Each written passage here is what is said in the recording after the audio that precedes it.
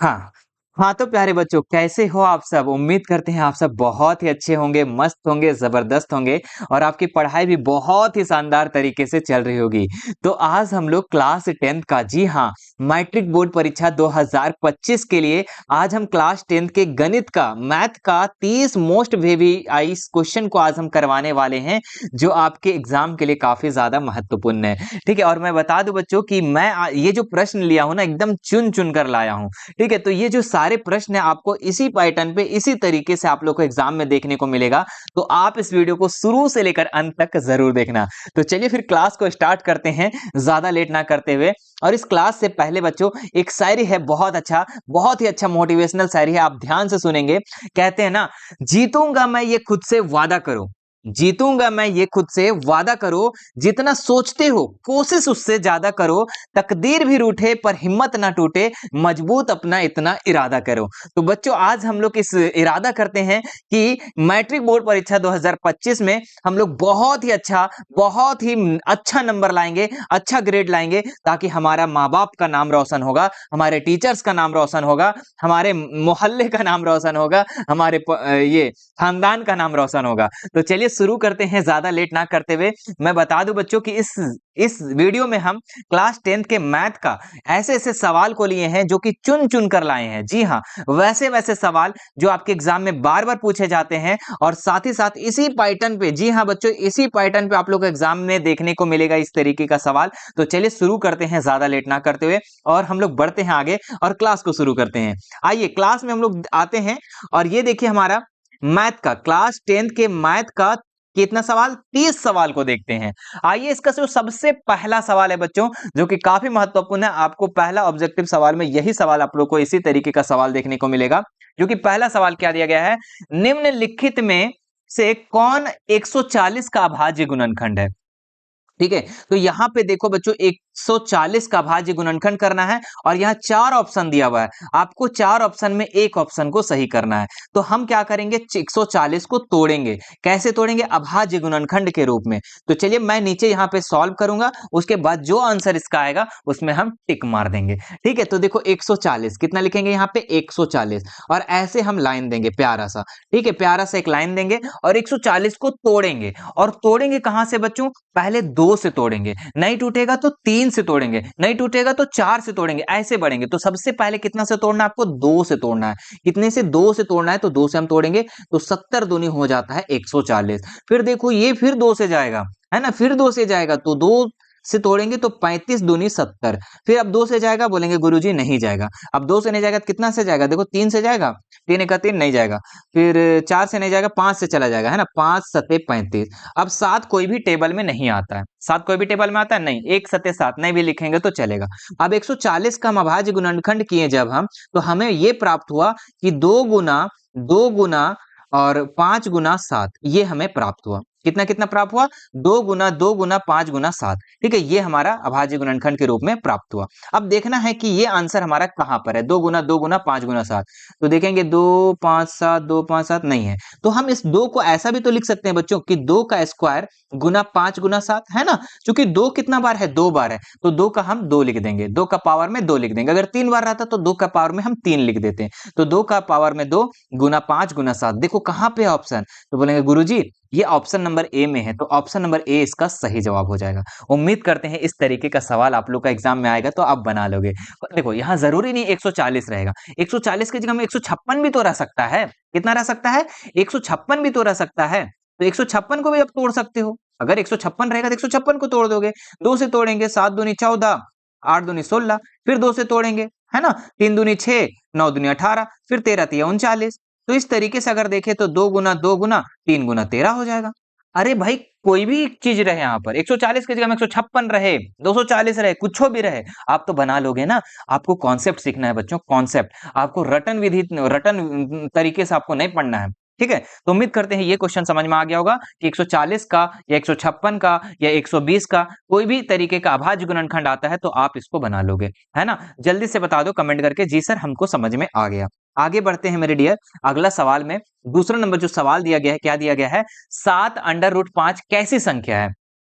तो परिमेय संख्या, अपरिमेय संख्या, वास्तविक नहीं, इनमें से कोई नहीं। तो मेरे बच्चे, अगर कोई भी संख्या के संख्या के ऊपर अगर अंडर रूट लग गया हो, अगर कोई भी संख्या के ऊपर में अगर अंडर रूट लग गया है बच्चों, और उसका पूर्ण रूप से वर्गमूल नहीं निकलता है, तो वो कैसे संख्या हो जाएगा? अपरिमेय संख्या हो जाएगा। क्या हो जाएगा? अपरिमेय संख्या। जैसे यहाँ लिखा हुआ है 7 अंडर रूट 5। कितना लिखा हुआ है? 7 अंडर रूट 5। तो 7 तो परिमेय संख्या है, लेकिन अंडर रूट 5 जो है बच्चों, ये परिमेय संख्या नहीं है। ये क्या है? अपरिमेय संख्या है। क्या है बच्चों? ये अपरिमेय संख्या है, क्योंकि 5 का वर्गमूल नहीं निकलता है। तो इसका राइट आंसर कौन सा हो जाएगा? इसका जो राइट आंसर हो जाएगा मेरे प्यारे बच्चों, अपरिमेय संख्या, यानी ऑप्शन नंबर दूसरा इसका सही जवाब हो जाएगा। ठीक है, उम्मीद करते हैं ये भी क्वेश्चन आपको समझ में आ गया होगा। है ना सवाल? अब देखो, ये जो है इस तरीके का भी सवाल हो सकता है कि अंडर रूट 16 ये कैसी संख्या है, तो आप क्या बोलोगे? तो मेरे बच्चों, आप ये अंडर रूट 16 बोलेंगे कि सर बोले थे कि कोई भी संख्या के ऊपर में अगर अंडर रूट लग गया तो अपरिमेय होता है। नहीं, इसका अगर आप वर्गमूल निकालोगे तो 4 निकल जाएगा, और 4 कैसी संख्या है? तो परिमेय संख्या है। तो जिसका पूर्ण रूप से अगर वर्गमूल निकल जाता है तो उसको हम परिमेय संख्या कहते हैं, और जिसका वर्गमूल नहीं निकल पाता है तो उसको हम लोग क्या कहते हैं? अपरिमेय संख्या कहते हैं। उम्मीद करते हैं मेरे बच्चों आपको ये क्वेश्चन समझ में आ गया होगा। चलो आगे देखते हैं हम लोग तीसरे नंबर सवाल को, जो कि काफी ज्यादा लॉलीपॉप सवाल है। इसको कहते हैं ना लॉलीपॉप, है ना? क्योंकि लॉलीपॉप वाले सर ना लॉलीपॉप सवाल बहुत ही ज्यादा लाते हैं। लॉलीपॉप सवाल, अरे लॉलीपॉप होता नहीं है सवाल, लॉलीपॉप बना दिया जाता है। ठीक है, थोड़ा होता है वो डार्क डायरी मिल्क, मतलब हार्ड वाला होता है, खट्टा होता है, तीता होता है, लेकिन सर के सामने तो वो क्वेश्चन क्या हो जाता है? लॉलीपॉप हो जाता है। तो मेरे सामने नहीं, आपके सामने भी होना चाहिए लॉलीपॉप सवाल। ठीक है, चलो देखो सवाल क्या दिया गया है, ध्यान से सुनेंगे। कि इसमें बोला गया है कि y बराबर px का ग्राफ दिया गया है, px के शून्यकों की संख्या। जब भी मेरे बच्चों px की शून्यक अगर पूछेगा तो आपको क्या करना है? देखो यहाँ पे आप लोग कार्तीय तल बहुत ही ध्यान से आप लोग पहले भी पढ़े होंगे, है ना? 9th में पढ़े, 10th में पढ़े, है ना? तो इसमें क्या होता है, एक एक्स अक्ष होता है, जो सोया हुआ लाइन है बच्चों उसको एक्स अक्ष कहते हैं। जो खड़ा हुआ लाइन है बच्चों उसको हम लोग कहते हैं वाई अक्ष कहते हैं। सोया हुआ लाइन को हम लोग क्षैतिज रेखा कहते हैं, है ना? ध्यान रखना, रेखा का नाम भी आप लोग याद रखना, क्योंकि 9th में आया था तो हो सकता है 10th में भी आ जाए, है ना? क्योंकि फंसाने वाला काम कभी भी हो सकता है। ठीक है, इसको हम लोग क्षैतिज रेखा कहते हैं, और ये जो खड़ा वाला लाइन है ऊर्ध्वाधर रेखा कहते हैं। ऊर्ध्वा अरे कैसे लिखा जाएगा जी? ऊर्ध्वाधर, अरे अच्छा ऊर्ध्वाधर, ठीक है, जो भी है ऊर्ध्वाधर।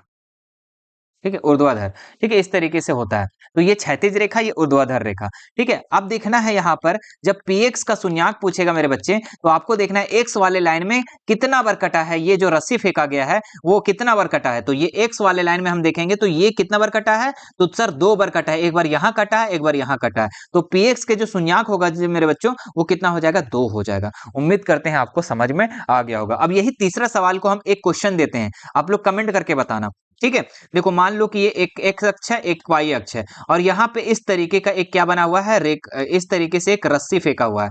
ठीक है, चलो मान लो ऐसे फेंका हुआ है, तो आपको बताना है इसका px का शून्यक कितना होगा। ठीक है, इसका px का शून्यक कितना होगा ये आपको कमेंट करके बताना है, जल्दी से बताना। ठीक है, इसका आंसर तो आप लोगों को पता चल गया, 2 होगा, है ना? और इस सवाल का आंसर आप लोग क्या करना है? कमेंट करना है। चलो आगे बढ़ते हैं हम लोग नेक्स्ट सवाल पे, जो कि ये है आपका चौथा सवाल। सवाल दिया गया है कि द्विघात बहुपद x square plus 7x plus 2 के शून्यकों का गुणनफल क्या होगा। ठीक है, तो इसका शून्यकों का आपको क्या पूछ रहा है? गुणनफल पूछ रहा है मेरे बच्चे। इसका गुणनफल कैसे निकालोगे, ध्यान देना। देखो, एक होता है शून्यकों का योगफल और एक होता है शून्यकों का गुणनफल। तो शून्यकों का, है ना, शून्यकों का गुणनफल, इसका एक सूत्र होता है गुणनफल, जिसको हम लोग कहते हैं शून्यकों को गुणनफल का मतलब होता है अल्फा इंटू बीटा। इसका सूत्र होता है बच्चों सी बाय ए। क्या होता है? सी बाय ए। ठीक है, अब देखो यहाँ पर आपको ये जो समीकरण दिया हुआ है इसमें सी कौन है और ए कौन है। तो यहाँ समीकरण जो दिया हुआ है एक्स स्क्वायर प्लस 7x और प्लस में 2। तो ये मेरे बच्चों एक्स स्क्वायर के जो पहले होता है, जो एक्स स्क्वायर के पहले होता है उसको हम लोग ए कहते हैं। क्या कहते हैं? ए। ठीक है, इसके पहले जो होगा उसको हम लोग ए कहते हैं। तो ए कितना हो जाएगा? 1। और x के पहले जो होता है बच्चों उसको हम लोग b कहते हैं। तो b कितना हो जाएगा? 7। और ये जो जो अचर पद होता है, जो कोई भी चर के साथ ज्वाइंट नहीं रहता है, वो जो लास्ट वाला पद होता है उसको हम लोग c कहते हैं। तो ये आपका c हो गया 2। अब आपको यहाँ पे देखना है क्या बोला, शून्यकों का गुणनफल जो कि अल्फा इंटू बीटा होता है। अल्फा कितना है, alpha into beta C bye a formula होता है। तो सी यहाँ पे कितना है बच्चों, 2 है, और ए कितना है बच्चों, तो 1 है। तो 2/1 इसका क्या हो जाएगा आंसर, यानी कि 2/1, एक को 2/1, एक नीचे नहीं भी लिखेंगे तो चलेगा, आंसर कितना हो जाएगा, 2 हो जाएगा। तो option number B, option number C इसका राइट हो जाएगा। उम्मीद करते हैं ये क्वेश्चन आपको समझ में आ गया होगा। चलिए अब आगे बढ़ते हैं नेक्स्ट सवाल पर। अगला जो सवाल दिया हुआ आपका 5वां नंबर सवाल, कि समीकरण निकाय a1 x plus b1 y plus c1 बराबर 0, a2 x plus b2 y plus c2 बराबर 0 का अद्वितीय हल होगा। क्या पूछ रहा है, अद्वितीय हल। ठीक है, अद्वितीय हल कब होगा मेरे बच्चे, अद्वितीय हल कब होगा, जब a1 बटा a2 b1 बटा b2 नहीं मैच करेगा, है ना। जब a1 बटा a2 b1 बटा b2 मैच नहीं करेगा, वो होता है अद्वितीय हल। यानी कि ऑप्शन नंबर सी इसका राइट हो जाएगा। बोले सर समझा दीजिए एक बार। तो मैं बताता हूं बच्चों, 3 कंडीशन होता है। कितने कंडीशन, 3 केस होता है, 3 कंडीशन होता है। एक तो होता है पहला कंडीशन, a1 बटा a2 is not equal b1 बटा b2। ठीक है, ये आपका पहला कंडीशन होता है। दूसरा कंडीशन ये होता है कि a1 a2 ये और b1 b2 जो हो बराबर हो, क्या हो, दोनों बराबर, और C1 बटा C2 भी बराबर हो, है ना। इसी देखो, पहला केस क्या होता है कि A1 A2 और इज नॉट इक्वल B1 बटा B2, और दूसरा केस जो होता है वो A1 बटा A2 B1 बटा B2 और C1 बटा C2 बराबर होता है। एक और केस होता है कि A1 बटा A2 बराबर हो इससे, B1 बटा B2 से, लेकिन इज नॉट इक्वल हो C1 बटा C2 से। ये 3 केस होता है बच्चों। जब पहला केस आता है A1 A2 और B1 B2 मैच नहीं होता, जब बराबर नहीं होता है, तो उसको हम लोग कहते हैं अद्वितीय हल। क्या कहते हैं उसको, अद्वितीय हल। ठीक है, तो याद रखेंगे, जब सब बराबर हो जाता है बच्चों, तो उसको हम लोग कहते हैं अपरिमित रूप से अनेक हल। डायरेक्ट हम लिख देते हैं ना, अनेक हल, इसको क्या बोलेंगे, अनेक हल। बहुत सारे हल होते हैं इसके। और जब मेरे बच्चे, जब A1 बटा A2 B1 बटा B2 बराबर हो, लेकिन C1 बटा C2 बराबर ना हो, तो उसको हम बोलेंगे कोई हल नहीं। क्या बोलेंगे इसको हम, कोई हल नहीं। तो उम्मीद करते हैं ये क्वेश्चन भी आपको समझ में आ गया होगा। तो यहाँ पे अद्वितीय हल के बारे में पूछा था, तो A1 बटा A2 B1 बटा B2 बराबर नहीं होना चाहिए। ठीक है, बाकी आप देख सकते हैं यहाँ पे, अगर इस तरीके का सवाल भी आ जाएगा तो भी बना लोगे, इस तरीके का भी सवाल आएगा तो भी बना लोगे। ठीक है, चलो आगे बढ़ते हैं नेक्स्ट सवाल पे मेरे बच्चे। क्या है, यदि रैखिक समीकरणों का युग्म एक संगत हो तो निरूपित रेखाएं होती है। ठीक है, तो कैसा होता है, समांतर, प्रतिच्छेदी, या समांति संपाती, या हमेशा संपाती, या हमेशा प्रतिच्छेदी। ठीक है, तो संगत पूछ रहा है बच्चे। ठीक है, संगत, जो कि पहला केस में आपका, पहला केस जो होता है वही वाला केस, इसी को हम उठा करके यहाँ पे पटकते हैं पहले। ठीक है, यही केस, इसको हम बहुत अच्छे से आप लोग को एप्लीकेशन पे पढ़ाए थे। ठीक है, जो बच्चे एप्लीकेशन में पढ़े हैं उनको तो दिक्कत ही नहीं होना चाहिए इसमें। ठीक है, उनको दिक्कत ही नहीं होना चाहिए। तो कितने बच्चे एप्लीकेशन में ज्वाइन है, एक बार कमेंट जरूर करना वहां पर। ठीक है, चलिए नीचे देखते हैं यहाँ पर कि A1 बटा A2 B1 बटा B2 नहीं होता है बराबर, तो इसको हम लोग कहते हैं संगत। इसको क्या कहते हैं मेरे बच्चे, इसको संगत कहते हैं। और ये आपका जब सब बराबर होता है तो भी आपका संगत होता है। क्या होता है, तो भी संगत होता है। और जब A1 A2 B1 B2 बराबर हो लेकिन C1 बटा C2 नहीं हो, तो ये हमारा हो जाता है असंगत, असंगत होता है। ठीक है, और संगत जब होता है मेरे बच्चे, तो यहाँ पे तो आपको हम बताए थे अद्वितीय हल होता है, और क्या होता है, प्रतिच्छेदी भी होता है। प्रतिच्छेदी मतलब रेखा जो होती है वो प्रतिच्छेदी होगी। ठीक है, और क्या होता है इसमें, ये तो हो गया था संगत। इसमें क्या होता है, तो प्रतिच्छेदी, तो इसमें होता है संपाती। इसमें क्या होता है बच्चे, संपाती होता है। ठीक है, और ये आपका होता है यहाँ पर, यहाँ पर होता है समांतर। क्या होता है, समांतर। अब देखो बच्चों यहाँ पर, अब यहां पर देखो कि आपको बोल रहा है संगत, तो संगत में कौन कौन सा हो जाएगा, देखो संगत आपका पहला केस और दूसरा केस होता है, जिसमें आप पहला केस में प्रतिच्छेदी भी होगा और संपाती भी होगा। तो प्रतिच्छेदी और संपाती दोनों हो जाएगा कहां पे ऑप्शन, तो ऑप्शन नंबर 20 का राइट हो जाएगा। ऑप्शन नंबर 20 का बिल्कुल सही जवाब हो जाएगा कि ये प्रतिच्छेदी रेखा भी हो जाएगी और संपाती भी रेखा भी हो जाएगी। ऐसे ही सवाल आप लोग को एग्जाम में, बोर्ड एग्जाम में देखने को मिलता है बच्चों। ठीक है, और ऐसे ही सवाल आप लोग एग्जाम में देखने को मिलेगा। तो आप ध्यान रखेंगे, इस चीज को ध्यान रखेंगे। अगर अभी तक हमारा एप्लीकेशन में नहीं जुड़े हैं, ठीक है, और अभी तक आप लोग को लगता है कि अभी तक हमारा जो मैथ कंप्लीट नहीं हुआ, साइंस कंप्लीट नहीं हुआ, तो आप जाकर के एप्लीकेशन में ज्वाइन कर सकते हैं बच्चों। वहां पर आ सकते हैं, वहां पर आप लोग को, हमारा एप्लीकेशन का नाम है मिशन 2 वाले सर। मैं लिख देता हूं एक बार, ताकि आप किसी भी को बच्चे को दिक्कत ना हो ढूंढने में। ठीक है, एप्लीकेशन का क्या नाम है, मिशन 2 वाले सर, 2 वाले सर। ठीक है, ये हमारा एप्लीकेशन का नाम है। ठीक है, जाके प्ले स्टोर में जाके सर्च करना, वहां पे मिल जाएगा और डाउनलोड करके और आप ज्वाइन कर लीजिए। बहुत ही मिनिमम फी में आपको वहां पे कोर्सेस मिल जाएंगे। ठीक है, आप वहां पे आप लोग को जो भी दिक्कत होगा, जो भी चैप्टर दिक्कत होगा, जो भी एक्सरसाइज दिक्कत होगा, आप क्लिक करेंगे और हमारे मेरे द्वारा आपको पढ़ाया हुआ वहां पे मिलेगा, मेरे द्वारा। ऐसा नहीं कि, समझ रहे हैं ना बात को। चलिए आगे बढ़ते हैं हम लोग। तो क्लास बहुत ही शानदार तरीके से चल रही है, एप्लीकेशन में आप ज्वाइन कर सकते हैं। आगे बढ़ते हैं हम लोग 7 नंबर सवाल पे। क्या दिया गया बच्चों कि समीकरण युग्म 2x माइनस वाई बराबर 5 है, 3x प्लस 2y बराबर 4 है, तो हल क्या होगा। देखो ये आपका कितना अच्छा तीसरा चैप्टर से सवाल पूछा है। क्या पूछा है कि 2x माइनस वाई बराबर 5 दिया हुआ है और 3x प्लस 2y और बराबर में आपका 4 दिया हुआ है। ये दो समीकरण दिया हुआ है, इसका बोल रहा है x और y का मान निकालना है। तो हम क्या करेंगे, विलोपन विधि से। आपको हम बताया था ना, विलोपन विधि, प्रतिस्थापन विधि, और एक और क्या बताए थे आपको, ये ग्राफीय विधि, बहुत सारी विधि बताए थे। तो इसमें हम विलोपन विधि, सबसे लॉलीपॉप विधि क्या है, विलोपन विधि। तो इसी से हम सॉल्व करेंगे। तो हम क्या करेंगे, यहाँ नीचे लाइन देंगे। लाइन देने से पहले एक चीज ध्यान देंगे कि हम किसी भी एक साइड देखेंगे x वाला या y वाला, इसमें देखेंगे कोई बराबर है तो बोलेंगे गुरुजी नहीं है बराबर। तो हम क्या करेंगे, इसको बराबर करने का प्रयास करेंगे। ये समीकरण 1 है, ये आपका समीकरण 2 है।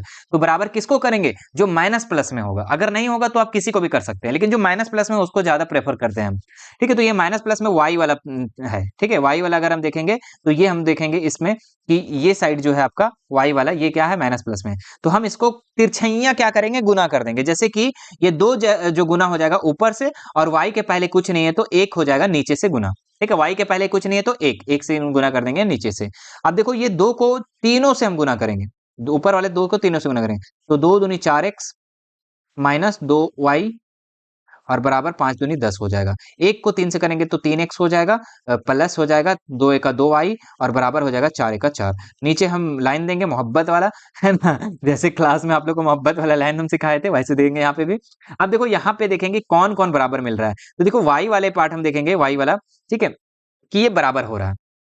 तो ये जब बराबर हो रहा है तो ये माइनस प्लस में है ना, तो ये कट जाएगा। क्या करेंगे, माइनस में 2y और प्लस में 2y कट गया। अब देखो ये 4x और 3x, 4x 3x क्या है, प्लस में है, तो 4x 3x कितना हो जाएगा, 7x बराबर 10 और 4 कितना हो गया बाबू, 14 हो गया। ठीक है, x बराबर कितना हो जाएगा, 14, है ना, 14, और नीचे ये 7 जो है इंटू में इधर आके डिवाइड में हो जाएगा। तो x का मान हो गया 2, x का मान हो गया 2। तो अगर हम ऑप्शन यहीं पे हम काटना चाहें तो कौन कौन कट जाएगा, x का मान 3 बोल रहा है ये कट जाएगा, और x का मान -3 बोल रहा है ये कट जाएगा। अब यहाँ पे दो ऑप्शन आ रहा है कि ए या बी हो सकता है। तो चलो आगे भी बना लेते हैं इसका।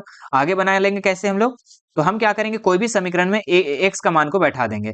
हमारा पहला समीकरण क्या था, 2x माइनस वाई बराबर 5, यही था ना। इस पे हम x का मान बैठा देंगे। तो 2 गुना 2 माइनस वाई बराबर 5, तो हो जाएगा माइनस वाई बराबर 5, और ये 2 दूनी 4 इधर आके माइनस में हो जाएगा। तो माइनस वाई बराबर 4, 5 में से 4 गया तो कितना बचेगा, 1 बचेगा। साइन किसका हो जाएगा, कि y के पहले माइनस है तो ये y बराबर कितना हो जाएगा, -1 हो जाएगा, है ना। y के पहले साइन है मतलब इधर भी साइन है वाला। तो यहाँ पे -1। अब देखो कौन सा ऑप्शन कट गया, तो सबसे पहले ऑप्शन काटो, जो बच जाएगा वही आंसर। देखो यही बच गया आपका ऑप्शन। कौन सा बच गया, x बराबर 2 और y बराबर -1। तो कहां पर है, option number A. Option number A इसका सही जवाब हो जाएगा। देखो कितना आसान सवाल था बच्चों, कितना आसान सवाल। इससे भी आसान सवाल होता है क्या, नहीं सर। आगे बढ़ते हैं, और आगे बढ़ने से पहले एक अच्छा सा शायरी सुनना मेरे से। मंजिल उन्हीं को मिलती है जिनके सपनों में जान होती है। ठीक है, मंजिल उन्हीं को मिलती है जिनके सपनों में जान होती है, पंख से कुछ नहीं होता हौसलों से उड़ान होती है। तो चलिए अब हम लोग आते हैं 8 नंबर सवाल पे। हाँ, 8 नंबर सवाल जो हमारा दिया गया है, क्या दिया गया है, ध्यान से देखेंगे मेरे बच्चे, कि समीकरण निकाय 2x प्लस वाई माइनस 6 बराबर 0 है और 2x माइनस के वाई माइनस 2 बराबर 0 है। अद्वितीय हल होने के लिए के का मान क्या होगा। यहाँ पे देखिए 4 ऑप्शन है, के इज नॉट इक्वल टू -1 होना चाहिए, के इज नॉट इक्वल टू 1 होना चाहिए, के इज नॉट इक्वल टू -2 होना चाहिए, के इज नॉट इक्वल टू 2 होना चाहिए। तो देखिए यहाँ पे थोड़ा सा लग रहा है अलग टाइप से क्वेश्चन, लग रहा है कि फंसेंगे क्वेश्चन में, लेकिन मैं हूं ना बच्चों, मैं जब हूं आपके साथ तो आप क्यों फंसने चाह रहे हो, मत फंसो, हम हैं आपके साथ। देखो अद्वितीय हल क्या होता है, जब अद्वितीय हल होता है, मैं यहाँ पे लिख देता हूं, अद्वितीय, जब अद्वितीय हल होता है कब, कौन से केस में, जब a1 a2 और not equal to b1 b2 होना चाहिए। जब a1 a2 और is not equal to b1 b2 होगा तभी होता है अद्वितीय हल। तो हम दोनों को कोशिश करेंगे कि नहीं बराबर हो। हम क्या करेंगे, a1 बटा a2 और b1 बटा b2 बराबर ना हो, ऐसा कोशिश करेंगे। अब चलिए बैठाते हैं यहाँ पर, जैसे दो समीकरण यहाँ पर दिया हुआ है, मैं दोनों समीकरण को लिखते हैं। जैसे 2x plus Y minus 6, 2x minus के वाई माइनस 2 है। तो यहाँ पे क्या है आपका a1 a2 देखेंगे हम, तो a1 कितना हो जाएगा 2 हो जाएगा, ध्यान देंगे a1 कितना हो जाएगा यहाँ पर 2 हो जाएगा, a1 हो जाएगा आपका 2, a2 कितना हो जाएगा यहाँ पर भी आपका 2 हो जाएगा। फिर b1 और b2 चाहिए, तो b1 कितना हो जाएगा, y के पहले जो है बच्चों वो b1 है, तो y के पहले क्या हो जाएगा b1 आपका 1 हो जाएगा, और b2 कितना हो जाएगा, तो ये माइनस k हो जाएगा। ठीक है, अब देखो हम यहाँ पे बैठाते हैं मान को, यहाँ पे बैठाते हैं, a1 कितना हो जाएगा बच्चों 2 हो जाएगा, a2 कितना हो जाएगा बच्चों, तो a2 भी आपका 2 हो जाएगा। ठीक है, और बराबर करेंगे, नॉट इक्वल होना चाहिए b1 b2, तो b1 कितना है बच्चे, तो b1 आपका है y के पहले कुछ नहीं है, तो y के पहले कुछ नहीं है तो 1 हो जाएगा, और b2 कितना है, तो b2 सर हमारे पास माइनस k है, कितना है माइनस k है। ठीक है, अब देखिए अगर हम इसको काटे बच्चों, तो 2 एका 2, 2 एका 2, यानी कि 1/1 हो जाएगा, इधर 1/1 इज नॉट इक्वल होना चाहिए यहाँ पे 1/माइनस k, कितना माइनस k। अब देखो यहाँ पर ये देखने वाला बात है कि माइन के जगह में हम क्या रखे क्या नहीं रखे, क्या रखे क्या नहीं रखना है हमें, जो कि हमारे अद्वितीय हल हो। ठीक है, अगर हम के जगह में हम -1 रख देते हैं बच्चों, मान लो कि के जगह में हम -1 रख देते हैं, चूंकि माइनस के है, हम -1 रख देते हैं इसके जगह में, तो कितना हो जाएगा, तो माइनस माइनस प्लस हो जाएगा, और यहाँ पे 1 हो जाएगा, और दोनों बराबर हो जाए, जो कि हमको बराबर नहीं करना है। तो हमें कौन सा मान नहीं रखना है, तो हमें -1 का मान कभी जिंदगी में नहीं रखना है। हमें क्या रखना है, माइनस के का मान जो है नहीं रखना है यहाँ पर। अगर माइनस के का मान रखेंगे तो ये दोनों जो हो जाएगा बच्चों, ये दोनों जो हो जाएगा बराबर हो जाएगा, हमें बराबर नहीं करना है, क्योंकि हमारा शर्त क्या है कि अद्वितीय हल में हमारा a1/a2 b1/b2 बराबर नहीं होना चाहिए। ठीक है, बात समझ में आ रहा है, तो हमें ये मान कभी हरगिज में नहीं आना चाहिए, बाकी कोई मान लिख दो कोई फर्क नहीं पड़ता है, लेकिन ये मान हमेशा कभी नहीं होना चाहिए -1। ठीक है, -1 मान कभी नहीं होना चाहिए, यानी कि ऑप्शन नंबर ए इसका राइट हो जाएगा। ठीक है, चलो आगे बढ़ते हैं हम लोग नेक्स्ट सवाल पर, 9वां नंबर पे, निम्न में कौन द्विघात समीकरण है, निम्न में कौन द्विघात समीकरण है, तो ऑप्शन यहाँ पे 4 ठो दिया हुआ है, कौन सा सही हो जाएगा। तो देखो पहले द्विघात समीकरण का मतलब समझ लो। ठीक है, द्विघात समीकरण हम उसको कहते हैं बच्चों, द्विघात समीकरण, द्विघात समीकरण हम उसको कहते हैं बच्चों जो हमारा जिसका सॉल्व करने पर, क्वेश्चन को सॉल्व करने पर अधिकतम पावर, क्या बोले हम, अधिकतम पावर बोलो या घात बोलो, अधिकतम घात कितना होना चाहिए, 2 होना चाहिए, कितना होना चाहिए, 2 होना चाहिए। अगर 2 के अलावा कोई भी है तो हमारा गलत हो जाएगा।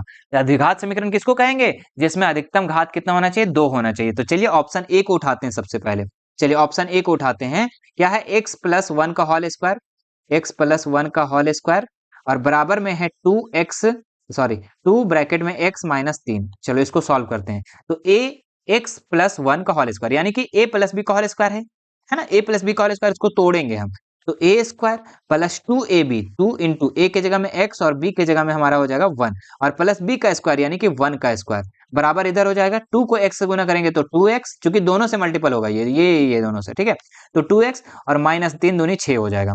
अब हम क्या करेंगे यहाँ पर, तो एक्स स्क्वायर का एक्स स्क्वायर रह गया, प्लस 2 को x से गुना करेंगे और 1 से गुना करेंगे तो 2x हो जाएगा, और 1 का स्क्वायर करेंगे तो 1, और बराबर में इधर हो जाएगा 2x माइनस 6। अब देखो बच्चों यहाँ पर कि 2x यहाँ भी प्लस में, ये भी प्लस में, अगर ये इधर आ जाएगा तो माइनस में हो जाएगा, और क्या हो जाएगा, कटम कुटुम खत्म हो जाएगा, तो हम डायरेक्ट काट देते हैं उससे अच्छा, है ना। बराबर का इधर अगर प्लस में, बराबर का इधर प्लस में, तो कट जाएगा डायरेक्ट, क्यों, क्योंकि ये इधर आके माइनस में हो जाएगा ना, ये कट गया। हमारे पास क्या बचा, एक्स स्क्वायर प्लस 1, और ये माइनस में 6 इधर आके आपका प्लस में 6 हो गया, बराबर में इधर बचा 0, तो एक्स स्क्वायर प्लस कितना हो गया, 7 आ गया। अब बताओ मेरे बच्चों कि क्या इसका अधिकतम घात, कोई भी चर में अधिकतम घात 2 है, तो बोलेंगे हाँ गुरुजी है, बिल्कुल। इस चर में हम देखेंगे, अगर x वाले चर में, तो अधिकतम घात कितना है, 2 है, अधिकतम घात कितना है, 2 है, तो ऑप्शन नंबर इसमें ए ही राइट हो जाएगा। क्या हो जाएगा, ए ही सही हो जाएगा इसमें, क्यों, क्योंकि इसका अधिकतम घात 2 है। अगर अधिकतम घात, मान लो ऐसा आंसर आ जाता x प्लस 7, तो ये नहीं होता। अगर ऐसा सब आंसर आ जाता कि x का पावर में 3 प्लस 7, तो भी आंसर नहीं होता। अधिकतम घात जो होना चाहिए वो कितना होना चाहिए, 2 होना चाहिए मेरे बच्चों, अधिकतम घात। बात समझ में आया, अधिकतम घात कितना होना चाहिए, 2 होना चाहिए, तो ऑप्शन नंबर ए ही इसका राइट हो जाएगा। ठीक है, बाकी आप दूसरा ऑप्शन को भी इधर उठा सकते हैं, तो आप देखेंगे कि कहीं ना कहीं इसमें अगर देखेंगे बी वाले में अगर बना करके आप बी वाली को आप सॉल्व करके देखना, तो वहां पे आपको x के पावर में आपको 3 देखने को मिलेगा, जो कि गलत हो जाएगा। हमको x के पावर में 2 ही रहना चाहिए, सो भी अधिकतम ज्यादा से ज्यादा। अगर आपके आंसर में, मैं बता देता हूं, हर तरीके से बताऊंगा बच्चों, हर तरीके से, आप टेंशन मत लो, मैं हर तरीके से आपको बताने का प्रयास कर रहा हूं। अगर मेरे प्यारे बच्चों ऐसा आंसर आ जाए कि 3x³ प्लस 2x², अच्छा 2x² और +1 या x +1 ऐसा रहे, तो भी आंसर नहीं होगा। क्यों? क्योंकि अधिकतम घात तो 3 है। हाँ, ये नहीं रहता, अगर ये नहीं रहता, अधिकतम घात अगर 2 रहता, तब आंसर हो जाता। बात समझ में आया? उम्मीद करते हैं मेरे बच्चे आपको ये भी प्रश्न आपको समझ में आ गया होगा। चलिए आगे बढ़ते हैं, है ना। एक और शायरी सुना दूं मैं फिर से, है ना। एक बार फिर से शायरी सुनना ध्यान से आप लोग, है ना। लिखा हुआ है कि मेरे पास, कोशिश करता रहूंगा जब तक सांसें चलेगी। अरे भाई, कोशिश करता रहूंगा जब तक सांसें चलेगी, मैं किसी के आगे हाथ नहीं फैलाऊंगा। मेरी किस्मत भी छीन लो, मेरी मेहनत भी, मेरी किस्मत भी छीन लो, मेरी मेहनत भी, मेरी उम्मीद भी तोड़ दो, मेरी तजुर्बा भी, मैं फिर भी चमक कर दिखाऊंगा। तो चलिए आगे बढ़ते हैं, आगे बढ़ते हैं मेरे प्यारे बच्चों। सवाल दिया हुआ है 10 नंबर, ठीक है। बताओ, समझ में आ रहा है मेरे पढ़ाया हुआ? बिल्कुल समझ में आना चाहिए मेरे बच्चे, मैं बहुत ही कोशिश कर रहा हूं आप लोग को समझाने का। क्या है? द्विघात समीकरण 2x² माइनस 5x प्लस 3 के मूलों की प्रकृति क्या होगी? इसमें मूलों की प्रकृति पूछ रहा है ना। मूलों की प्रकृति पूछ रहा है, इसमें आपको बताना है उनकी मूल की प्रकृति क्या होगी। तो देखो, जब भी द्विघात समीकरण दिया रहेगा और मूलों की प्रकृति रहेगा बच्चों, तो इसके 3 कंडीशन आते हैं। क्या आते हैं? 3 कंडीशन। मैं पहले इसको कंडीशन बता दूंगा, उसके बाद हम क्वेश्चन को सॉल्व करेंगे, तो आपको ज्यादा समझ में आएगा। 3 कंडीशन क्या क्या होता है मूलों की प्रकृति के लिए। तो एक d बराबर, अगर d का मान 0 से अगर बड़ा रहा, d का मान अगर 0 से बड़ा रहा, तो हमारा जो आंसर आएगा वो क्या आएगा? वास्तविक आएगा। क्या आएगा? वास्तविक। वास्तविक और क्या आएगा? असमान आएगा। ठीक है, दोनों मूल जो होगा वास्तविक आएगा, कोई नंबर आएगा और दोनों मूल अलग अलग आएंगे। अगर d का मान मेरे प्यारे बच्चों 0 से छोटा हो, क्या हो? 0 से छोटा हो, तो हमारा उसका आंसर क्या हो जाएगा? उसका जो आंसर हो जाएगा वास्तविक नहीं होगा। क्या होगा? वास्तविक नहीं होगा, यानी काल्पनिक बोल सकते हो उसको, है ना। वास्तविक नहीं, वास्तविक नहीं। अगर मेरे प्यारे बच्चों d का मान 0 के बराबर आता है, अगर d का मान 0 के बराबर आता है, तो जो मूल आएगा बच्चों वो क्या आएगा? वास्तविक आएगा। क्या आएगा? वास्तविक और समान आएगा। क्या आएगा? वास्तविक और समान। ठीक है, ध्यान देना यहाँ पर। d का मान अगर 0 से बड़ा रहेगा, जैसे मान लो d का मान आया 2 आ गया, 3 आ गया, 5 आ गया, 10 आ गया, मतलब 0 से बड़ा 1 2 3 4 पर कोई भी संख्या आ गया, तो हम क्या बोलेंगे कि वास्तविक और असमान आ गया। अगर d का मान 0 में आ गया, मतलब माइनस में आ गया, क्या में आ गया? ऋणात्मक में आ गया अगर, ठीक है, d का मान अगर मान लो कि ऋणात्मक में आ गया, तो हम क्या बोलेंगे कि वास्तविक नहीं है, काल्पनिक है।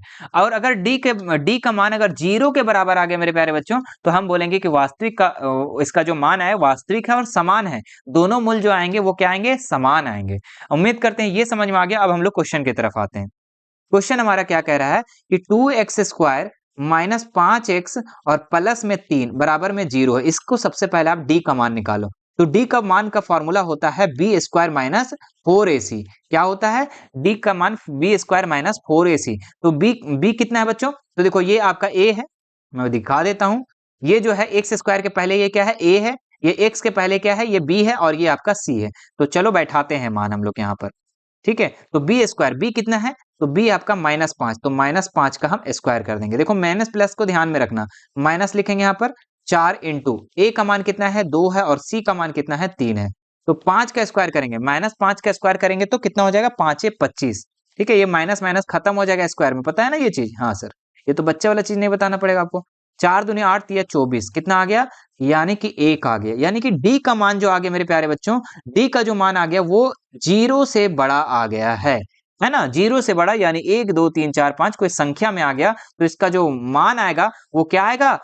उसका मान जो आएगा वो आएगा वास्तविक और असमान। यानी पहला केस, पहला कंडीशन इसका फुलफिल कर रहा है, यानी ऑप्शन नंबर इसका बी नंबर सही हो जाएगा। बात समझ में आया? ठीक है, अगर मान लो d का मान 0 आ जाता, ठीक है, मान लो अगर d का मान यहीं पे 0 आ जाता, तो क्या बोलते? वास्तविक और समान। अगर d का मान माइनस में आ जाता, मान लो, ठीक है, d का मान क्या आ जाता? माइनस में आ जाता, -1 आ जाता, -20 आ जाता, -35 आ जाता, तो क्या लिखते? कि वास्तविक नहीं होगा या फिर काल्पनिक होगा। समझ में आ गया? ठीक है, बस डी का मान ही आपको बताता है कि मूलों की प्रकृति क्या है। डी का मान ही आपको बताएगा। 3 कंडीशन, एक आ सकता है 0 के बराबर, एक 0 से बड़ा आ सकता है, एक 0 से छोटा आ सकता है, एक प्लस में आ सकता है, एक माइनस में आ सकता है, एक 0 के बराबर आ सकता है। यही 3 कंडीशन है बच्चों। ठीक है, चलो आगे बढ़ते हैं हम लोग नेक्स्ट सवाल पर 11 नंबर पे। अरे मैं अटक गया जी, कहाँ कब से अटक गया मैं? तो भाई हट हट हट हट, रुको 1 मिनट।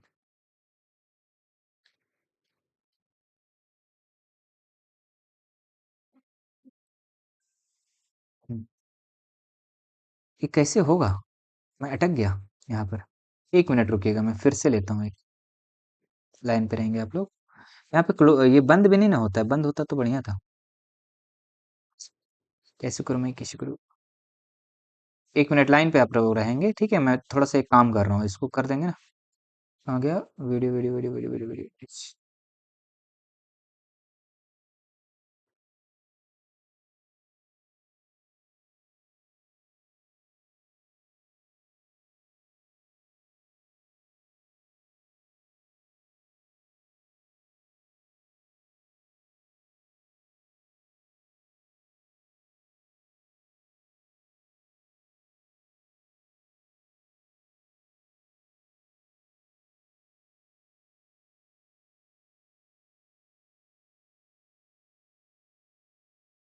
तो भाई क्या हो रहा है, ये पता नहीं चल पा रहा है ये। अरे यार, ये तो दिक्कत हो गया।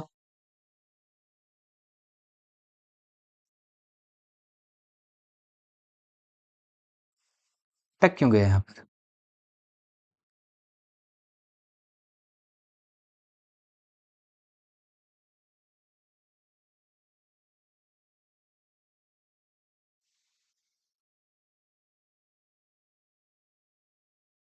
हाँ चलो, ठीक है, हो गया मैं आ गया आप लोग के सामने, है ना? थोड़ा सा दिक्कत हो गया था, पता नहीं क्या हो गया था। चलो अगला सवाल देखते हैं हम लोग। यदि द्विघात समीकरण 2x स्क्वायर प्लस के एक्स प्लस 3 बराबर 0 है का मूल समान हो तो k का मान क्या होगा? क्या बोल रहा है यहाँ पे? मूल समान, क्या बोल दिया यहाँ पे? मूल समान है। ठीक है, मूल जो है ये समान है। समान कब होता है मेरे प्यारे बच्चों? मूल जब तब समान होता है जब d का मान 0 होता है। जब d का मान क्या होता है?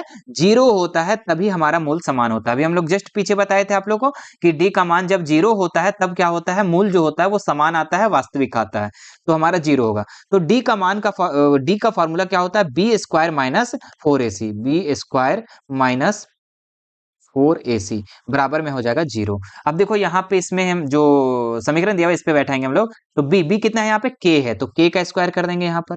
माइनस 4ac, 4 हो गया, इंटू a का मान हो जाएगा 2, चूंकि बोले था ना एक्स स्क्वायर के पहले a होता है, और c कितना हो जाएगा? 3 हो जाएगा, बराबर में जोड़ देंगे 0। यहाँ हो जाएगा k स्क्वायर माइनस 4 दूनी 8, 24, कितना हो जाएगा? 24 बराबर हो जाएगा 0। अब यहाँ हमारे पास हो गया k स्क्वायर बराबर 24, k स्क्वायर बराबर क्या हो गया यहाँ पे?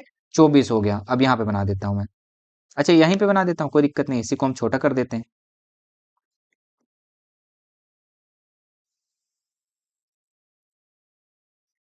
चलो इसी को हम क्या कर देते हैं? छोटा कर देते हैं। हाँ अब देखो यहाँ पे क्या हो जाएगा? 24 हो जाएगा। माइनस में था, इधर आके आपका प्लस में हो गया, है ना? ये क्या हो गया? इधर आके प्लस में हो गया। फिर से लिखता हूँ, के स्क्वायर बराबर माइनस में 24, इधर आके आपका प्लस में हो गया। अब के बराबर क्या हो जाएगा मेरे बच्चों? तो के बराबर हो जाएगा अंडर रूट 24। क्या हो जाएगा? अंडर रूट 24, क्योंकि स्क्वायर हटेगा तो इधर 24 अंडर रूट में आ जाएगा। अब के बराबर क्या हो जाएगा? तो 24 को तोड़ो, तो 24 को तोड़ेंगे कितना हो जाएगा? 2 दूनी 4 दूनी 8 तिया 24। अब देखो जो जो पेयर लगा बच्चों, यहाँ पे जो जो पेयर लगा उसको आप बाहर निकाल दो। जैसे कि ये दो दो बाहर निकल जाएगा, है ना? दो दो क्या हो जाएगा? बाहर निकल जाएगा। अंदर में क्या बचा? 3 दूनी 6, कितना बचा? 3 दूनी 6 बचा। तो डी के का मान जो निकल गया वो कितना आ गया? 2 अंडर रूट 6 निकल गया। कितना निकल गया? 2 अंडर रूट 6। तो ऑप्शन कहाँ पे है? तो बोलेंगे गुरुजी ऑप्शन नंबर ए इसका राइट हो जाएगा। ऑप्शन नंबर ए इसका सही जवाब हो जाएगा। उम्मीद करते हैं ये भी क्वेश्चन आपको समझ में आ गया होगा। आगे बढ़ते हैं नेक्स्ट सवाल पर हम लोग कि समांतर श्रेणी दिया हुआ है और सारवंतर निकाले। बोले कितना लॉलीपॉप पूछ दिया, सारवंतर बोला एपी का मान में। तो यहाँ पे लिखा हुआ है 3 1 -1 और -3 दिया हुआ है, यही ना दिया हुआ है। सारवंतर का फॉर्मूला क्या होता है बच्चों? सारवंतर यानी डी का फॉर्मूला क्या होता है कि A2 में से A1 को घटा दो। A2 कितना है बच्चों? तो 1 है, माइनस कितना हो जाएगा? 3 हो जाएगा। तो 1 में से 3 घटाएंगे तो -2, तो -2 कहां पर है? तो ऑप्शन नंबर बी में है। बात समझ में आ रहा है? बिल्कुल। सारवंतर निकालने के लिए क्या फॉर्मूला है? A2 में से A1 को घटा देंगे, मतलब कि दूसरा पद में से पहला पद को घटा देंगे तो हमारा आंसर आ जाएगा। चलो आगे देखते हैं हम लोग। यहाँ पे पूछा है एपी दिया गया है और 11वां पद निकालने बोल रहा है। बहुत ही आसान है, कैसे निकालोगे ध्यान देना। ए का मान दे रखा है बच्चों, यहाँ पर ए का मान दे रखा है -3। डी का मान हम लोग निकाल लेंगे। तो डी का मान क्या होगा, A2 में से A1 को घटा देंगे। A2 कितना है, -1/2 और इसमें से घटाएंगे कितना, A1 को घटाएंगे तो A1 कितना है -3। तो ये आपका माइनस और -3 को घटाएंगे तो यह माइनस माइनस प्लस हो जाएगा, डायरेक्ट यहाँ लिख दो +3 और इसके नीचे हम 1 देंगे और क्या करेंगे, भिन्न का जोड़ घटाएंगे।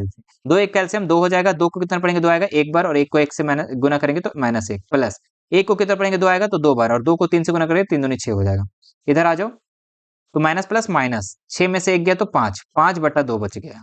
क्या बचा 5/2। डी का मान भी हमारा निकल गया, ए का भी मान निकल गया। अब हमें क्या निकालना है बच्चों, हमें निकालना है 11वां पद यानी कि A11 निकालना है। A11 का फॉर्मूला होता है A प्लस एक 10D। कितना डी, जितना पूछेगा उसमें से एक डी को माइनस करके लिखना है, यानी कि A11 बराबर A प्लस 10D होता है। ठीक है, तो इसका फॉर्मूला होता है A कितना दिया हुआ है तो -3 और प्लस 10 इंटू डी का मान कितना है 5/2। अब जो कटने वाला काटो तो 2 पचे 10 और 5 25 हो गया यहाँ पर, तो -3 और 5 25। अब माइनस प्लस माइनस घटेगा, 25 में से 3 घटा देंगे तो कितना बचेगा 22 बचेगा। साइन किसका रहेगा, बड़ा वाला का। बड़ा कितना है 25, 25 के आगे क्या है प्लस, तो प्लस रहेगा। ठीक है, ऑप्शन नंबर इसका ये वाला सही हो जाएगा, है ना। चलो आगे बढ़ते हैं नेक्स्ट सवाल पर हम लोग। सभी वृत्त क्या होते हैं, कई बार बता चुके हैं बच्चों, सभी वृत्त क्या होते हैं तो समरूप होते हैं। जितना भी वृत्त, चाहे छोटा वृत्त हो चाहे बड़ा वृत्त हो, सभी वृत्त क्या होते हैं समरूप होते हैं। तो ऑप्शन नंबर 20 का राइट हो जाएगा, है ना। और सभी वर्ग, अगर वर्ग भी पूछ देगा तो भी आपका क्या हो जाएगा समरूप हो जाएगा। सभी वर्ग, चाहे छोटा वर्ग चाहे बड़ा वर्ग, है ना, जो भी वर्ग हो वो भी क्या होता है समरूप होता है ना, याद रखेंगे। चलो आगे देखते हैं हम लोग। आकृति दिया गया है डीई और बीसी समांतर है। यहाँ पे क्या दिया है कि डीई और बीसी जो है समांतर है, तो इसी का मान निकालना है। इसी का मान निकालना है यानी कि इसका मान निकालना है। यहाँ पे एडी का मान दिया हुआ है, डीबी का मान दिया हुआ है, एई का मान दिया हुआ है, इसी का मान निकालना है। तो ये हमारा प्रमेय 6.1 कहता है। प्रमेय हमारा 6.1 क्या कहता है कि अगर एक त्रिभुज में ये वाला रेखा और ये वाला रेखा समांतर है तो हमारा ये क्या होता है अनुपातिक में हो जाता है। तो यहाँ पे हम लिखेंगे प्रमेय 6.1 से। देखो हम आपको क्या कर रहे हैं ना कि आप लोग को हम क्या कर रहे हैं कि ऑब्जेक्टिव के साथ सब्जेक्टिव भी बता रहे हैं, ताकि आप लोग का सब्जेक्टिव भी अगर ये प्रश्न में आ जाए तो आपको छोड़ना नहीं है। ठीक है, हाँ, क्योंकि हम आपको कॉन्सेप्ट सिखाते हैं, रटवाते नहीं है। तो 6.1 से क्या कहता है कि जब डीई समांतर बीसी होता है तो हम इसको अनुपातिक में लिख सकते हैं कि एडी बटा डीबी, है ना, एडी एडी बटा डीबी। इसी प्रकार यहाँ एई बटा ईसी, तो यहाँ लिखेंगे बराबर में एई बटा ईसी। तो एडी का मान कितना दिया हुआ है 1.5 दिया हुआ है और डीबी का मान कितना दिया हुआ है 3 दिया हुआ है, तो 3 लिख देंगे बराबर। एई का मान कितना दिया हुआ है 1 दिया हुआ है, ईसी का मान नहीं दिया हुआ है, तो ईसी के जगह में हम क्या लिख देंगे ईसी ही लिख देंगे। क्रॉस मल्टीपल करेंगे मेरे बच्चों, तो क्रॉस मल्टीपल में हम देखेंगे कि ईसी को 1.5 से गुना करेंगे कितना हो जाएगा 1.5 ईसी हो जाएगा। कितना हो जाएगा 1.5 ईसी, और 1 को 3 से गुना करेंगे कितना हो जाएगा तो 3 हो जाएगा। ठीक है, अब क्या करेंगे यहाँ से हम आगे वाले इधर लाइन में करते हैं हम लोग। देखो यहाँ पे क्या हो गया 1.5 ईसी बराबर 3, तो यहाँ पे हमारे पास ईसी को ईसी ही रहने दो और ये 3 को 3 रहने दो, और ये ईसी जो है ईसी के पहले जो 1.5 गुना में था इधर आके आपका किस में हो गया डिवाइड में हो गया। ठीक है, पॉइंट हटाएंगे तो ऊपर लग गया 0, तो 15 का 15, 15 दूनी 30, कितना आ गया, यानी कि ईसी का मान जो आ गया मेरे बच्चों वो आ गया 2 मान आ गया। कितना आ गया 2 मान आ गया, यानी कि ऑप्शन नंबर इसका सी नंबर सही हो जाएगा। ठीक है, चलो आगे बढ़ते हैं जल्दी जल्दी हम लोग, और भी सवाल बहुत सारे बचे हुए हैं, फटाफट करते हैं हम लोग। क्या है सवाल कि त्रिभुज एबीसी में एबी का मान 24 सेंटीमीटर दिया हुआ, एसी का मान 25 सेंटीमीटर दिया हुआ, बीसी का मान 7 सेंटीमीटर, बी कौन का मान निकालना है आपको। देखो एक त्रिभुज दिया है सबसे पहले, ठीक है। देखो लेट होगा कोई बात नहीं बच्चों, अभी अगर आप लोग बेसिक चीज समझ लेंगे ना तो हम फिर बाद में फास्ट भी पढ़ाएंगे तो आप लोग को समझ में आ जाएगा, है ना। तो ये मत सोचना कि बहुत सर स्लो स्लो पढ़ा रहे हैं, हमारा सब पढ़ा हुआ है। भाई पढ़ा हुआ है कोई बात नहीं, आप थोड़े थोड़े चीज को और सीखेंगे, उस चीज को आप अंदर तक जानेंगे बातों को। देखो यहाँ पे क्या है त्रिभुज एबीसी है और इसमें बी का मान, बी कोण का मान पूछ रहा है। जैसे कि एबी का मान आपका कितना दिया हुआ है 24 सेंटीमीटर, यहाँ पे आपका 24 दिया हुआ है, बीसी का मान आपका दिया हुआ है 7 सेंटीमीटर और एसी का मान दिया हुआ है आपका 25 सेंटीमीटर। ठीक है, अब आपको बोलना है कि बी का मान कितना होगा। हमें नहीं पता बच्चों कि बी मान कितना है, तो हम अगर देखेंगे पाइथागोरस त्रिक अगर इसमें काम कर रहा है तो बी का मान 90 डिग्री हो जाएगा। तो चलिए देखते हैं, तो पाइथागोरस प्रमेय हमारा क्या कहता है, पाइथागोरस तो पाइथागोरस हमारा कहता है कि जो लंबी भुजा है, लंबी भुजा यानी कि 25 सेंटीमीटर, ये इसका स्क्वायर और बाकी शेष का स्क्वायर, शेष क्या है AB यानी 24 का स्क्वायर, और बाकी एक और शेष क्या है BC यानी कि 7 का स्क्वायर, ये दोनों का योगफल अगर दोनों साइड बराबर आ जाता है तो हम बोलेंगे कि ये B जो है 90 डिग्री का है। अगर पाइथागोरस त्रिक इसमें लागू हो रहा है मेरे बच्चे, तो हम कहेंगे कि ये क्या है, ये क्या है, ये 90 डिग्री है, क्योंकि ये पाइथागोरस प्रमेय जो है उसी में लागू होता है जिसमें एक कोण 90 डिग्री का होता है। तो देखते हैं एक बार चेक करके, तो 25 का स्क्वायर करेंगे तो कितना हो जाएगा, 625 हो जाएगा, और बराबर 24 का स्क्वायर करेंगे तो 576 हो जाएगा, और प्लस 37 करेंगे तो 49 हो जाएगा। इधर हो जाएगा 625 और इधर 576 और 49 जोड़ेंगे तो 625, दोनों साइड क्या आ गया मेरे बच्चे, बराबर आ गया। जब दोनों साइड बराबर आ गया तो हम कहेंगे कि बी जो है 90 डिग्री है। क्या है, बी है 90 डिग्री। बात समझ में आया? ठीक है, पाइथागोरस प्रमेय उसी में लागू होता है जिसमें जो त्रिभुज समकोण होता है, समकोण होता है यानी कि जिसका एक कोण 90 डिग्री होता है, यानी कि ऑप्शन नंबर इसका सी जो हो जाएगा राइट हो जाएगा। ठीक है, सी जो हो जाएगा इसका राइट हो जाएगा। चलिए आगे बढ़ते हैं, नेक्स्ट सवाल पे हम लोग, बिंदुओं दिया गया है, इसके बीच की दूरी निकालना है। बच्चों 7 चैप्टर से सवाल पूछ दिया। दूरी सूत्र, दूरी सूत्र आप लोग को पता है क्या होता है कि under root x2 minus x1, x2 minus x1 का whole square plus y2 minus y1 का होल स्क्वायर, ये इसका फॉर्मूला होता है। ठीक है, अब यहाँ पे हम लोग क्या करेंगे, मान बैठाएंगे और आंसर लाएंगे। यहाँ पे जैसे कि दो बिंदु दे रखा था, एक कितना दिया हुआ था, -5 और 7, और दूसरा बिंदु दिया हुआ -1 और 3। ये क्या हो जाएगा, x1 ये y1, ये x2 ये y2।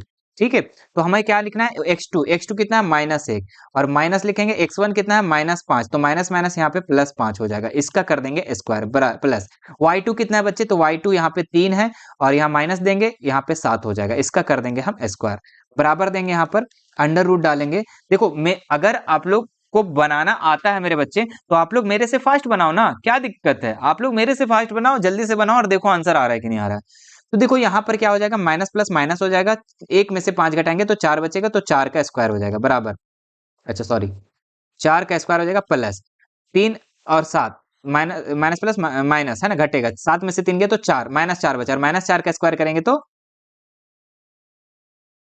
-4 हुआ ना, तो -4 लिख दो यहाँ पर, और इसका स्क्वायर कर दो। चलो कोई बात नहीं, एक स्टेप बढ़ा दिए हम, वैसे तो हम तो मारते डंडी आप लोग कर दिए। 4 चौके 16, यहाँ पे 4 चौके 16 हो गया, यहाँ पे कितना हो जाएगा, 16 16 32 हो जाएगा, है ना। 32 को हम लोग क्या करेंगे, तोड़ेंगे, तो 32 को तोड़ेंगे तो कितना हो जाएगा, 4 चौके 16, सर चौके 16 दूनी 32, कितना हो जाएगा, 4 गुना 2। अब इसको अगर हम 4 4 को बाहर निकाल देंगे, क्योंकि वर्गमूल से निकालने के लिए पेयर बनाना पड़ता है, तो ये दोनों पेयर बन गया, तो ये बाहर निकल गया, अंदर में क्या बचा, 2 बचा, तो 4 अंडर रूट 2 जो हो जाएगा, इसका मात्रा कितना आंसर हो जाएगा।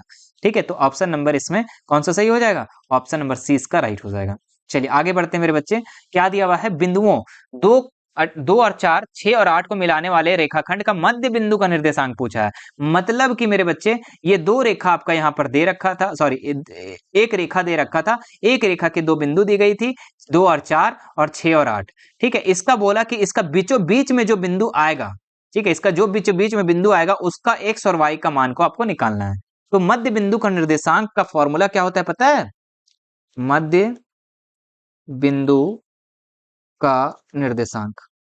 तो मध्य बिंदु का जो निर्देशांक का जो फॉर्मूला होता है बच्चों, ठीक है, ये फॉर्मूला होता है एक्स और वाई। जैसे मान लेना कि हम पी का मान निकालना है, तो पी का एक्स और वाई निकालना है। ठीक है, तो इसका फॉर्मूला होता है, अगर एक्स का मान निकालना है तो x1 प्लस x2/2 होता है, और y का मान जब निकालना है बच्चों, तो इसका फॉर्मूला होता है y1 प्लस y2/2। ठीक है, तो चलो निकालते हैं, x और y का दोनों का मान निकाल रहे हैं हम लोग यहाँ पर। तो x1 कितना है यहाँ पर, x1 आपका ये है 2, और x2 कितना है यहाँ पर, तो x2 कितना है 6 है, बटा 2 कर देंगे। इधर आ जाओ, y1 कितना है, तो 4 है, तो 4 लिख देंगे, और प्लस y2 कितना है, तो 8 है, बटा 2 कर देंगे।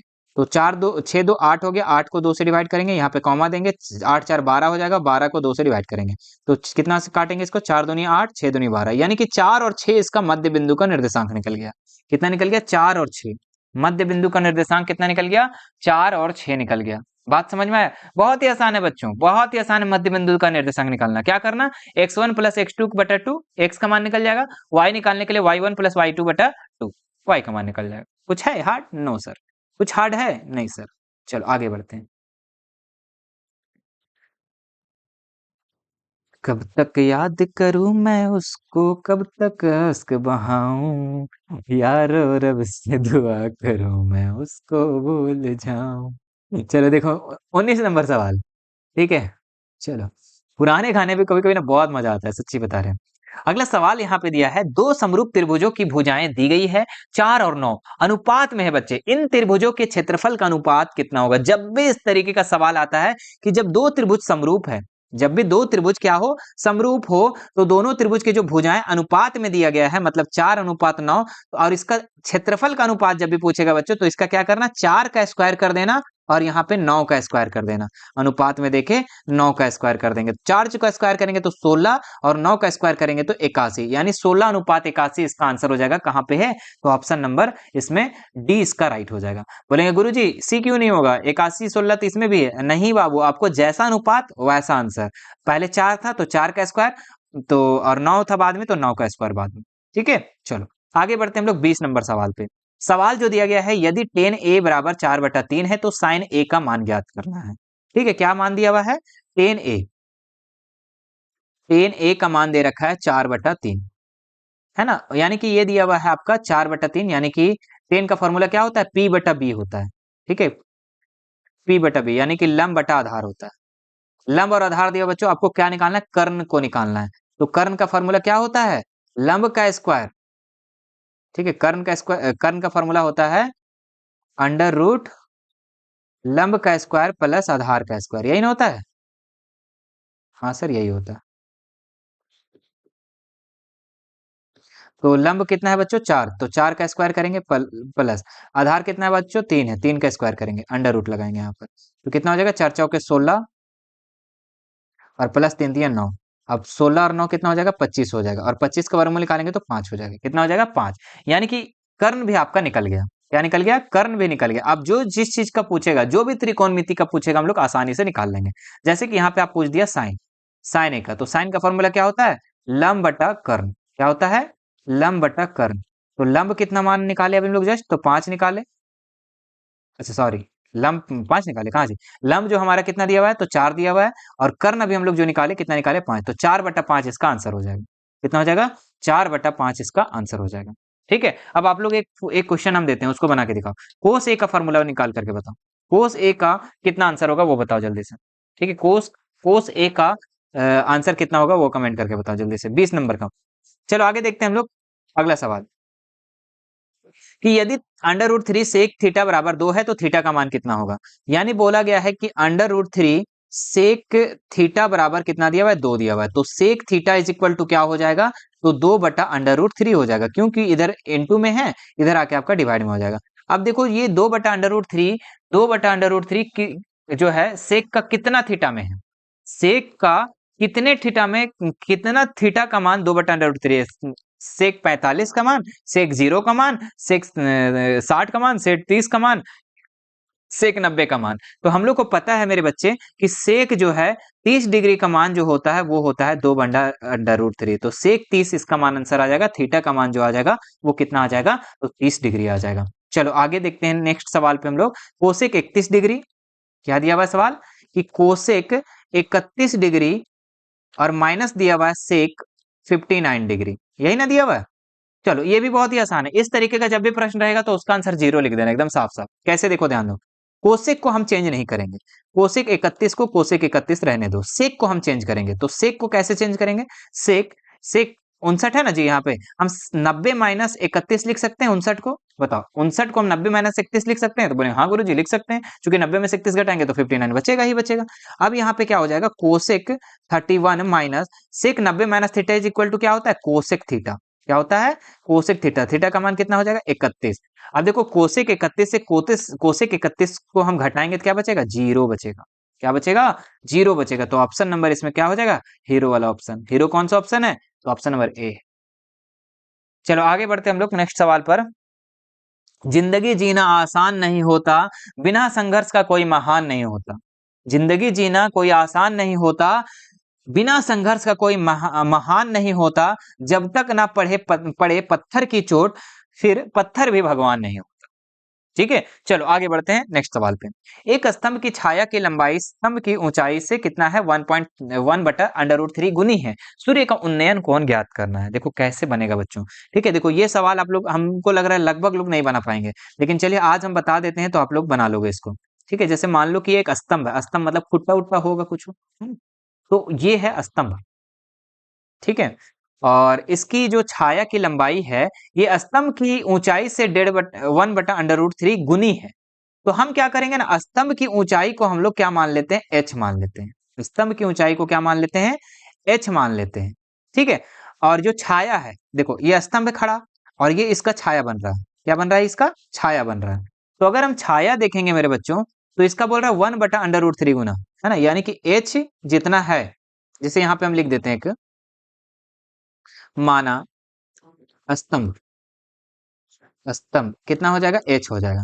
और छाया, छाया कितना हो जाएगा? तो एच का कितना? 1 बटा अंडर रूट 3। अगर हम इसको करें तो कितना हो जाएगा? एच बटा अंडर रूट 3, यानी कि इसका जो छाया निकल जाएगा कितना निकल जाएगा? एच बटा अंडर रूट 3। कोई दिक्कत यहाँ तक का? नहीं सर। और हमको लंब है, ये आधार है। लंब और आधार किस में आता है मेरे बच्चे? तो लंब और आधार आप बोलेंगे एकदम खुशी खुशी बोलेंगे सर टेन थीटा में आता है। तो टेन थीटा बराबर क्या होता है? लंब बटा आधार। क्या होता है? लंब बटा आधार। अब देखिए टेन थीटा यहाँ लिखेंगे, और लंब कितना दिया हुआ है? लंब सर एच दिया हुआ है। आधार कितना दिया हुआ है सर? आधार एच बटा अंडर रूट 3 दिया हुआ है। ठीक है, यहाँ पे लिखेंगे हम टेन थीटा बराबर एच, और ये एच बटा अंडर रूट 3 जो है ऊपर चल कर देंगे तो क्या हो जाएगा? उल्टा हो जाएगा, अंडर रूट 3 बटा एच हो जाएगा, और एच से एच कट जाएगा तो हमारे पास क्या बचेगा? टेन थीटा बराबर अंडर रूट 3। अब मुझे ये बताओ मेरे बच्चे, टेन कितना का मान अंडर रूट 3 होता है? तो बोलेंगे गुरुजी टेन 60 का मान अंडर रूट 3 होता है। कितना का मान? टेन 60 का मान। मैं यहाँ पे इसको ये लाइट पेन से लिखता हूँ। टेन 60 का मान जो होता है वो कितना होता है? अंडर रूट 3 होता है। ठीक है, तो आंसर कितना हो जाएगा? टेन 60। थीटा का मान पूछ रहा था, थीटा का मान हमने ले आया।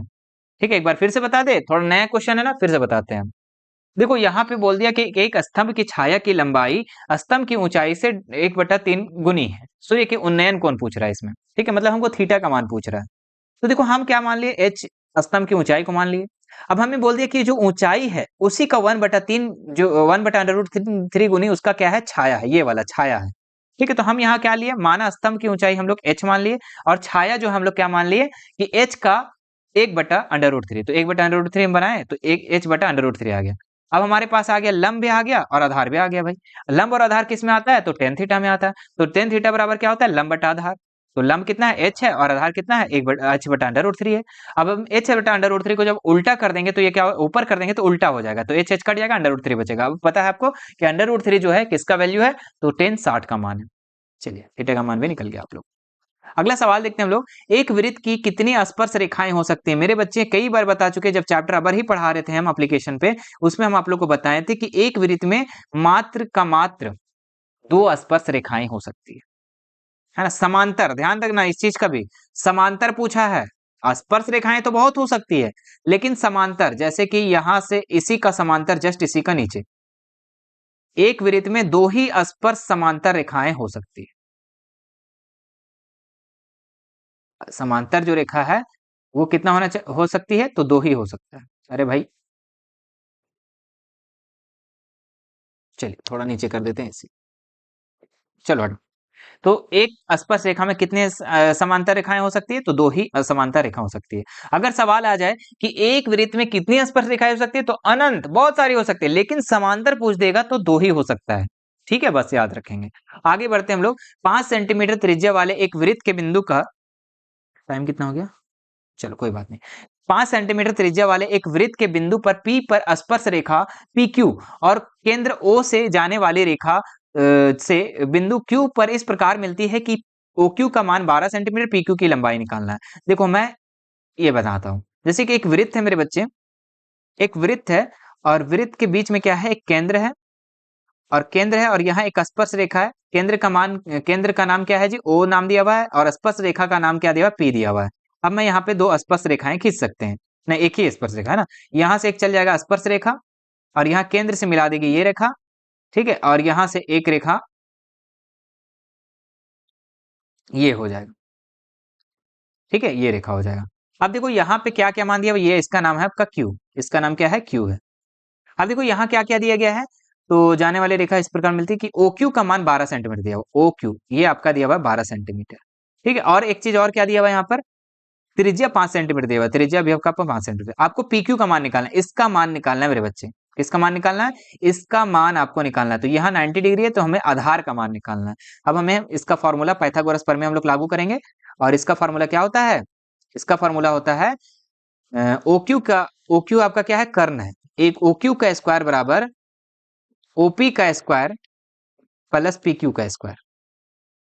तो ओ क्यू का मान कितना है? 12, तो 12 का कर देंगे हम स्क्वायर बराबर ओपी का मान कितना दिया हुआ है? तो 5, 5 का कर देंगे हम स्क्वायर प्लस पी क्यू का मान कितना दिया? नहीं सर, पी क्यू का मान नहीं दिया है, तो पी क्यू का स्क्वायर कर देंगे। 12 का स्क्वायर करेंगे तो 144 हो जाएगा बराबर 5 का स्क्वायर करेंगे तो 25 हो जाएगा बराबर प्लस हो जाएगा पी क्यू का स्क्वायर हो जाएगा इधर।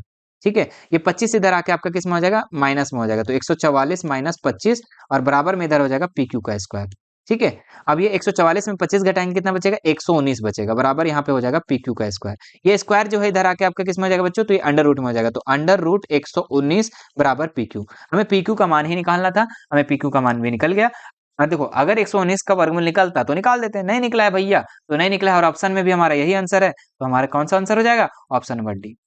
ऑप्शन नंबर डी इसका राइट हो जाएगा। चलिए आगे बढ़ते हैं हम लोग नेक्स्ट सवाल पर।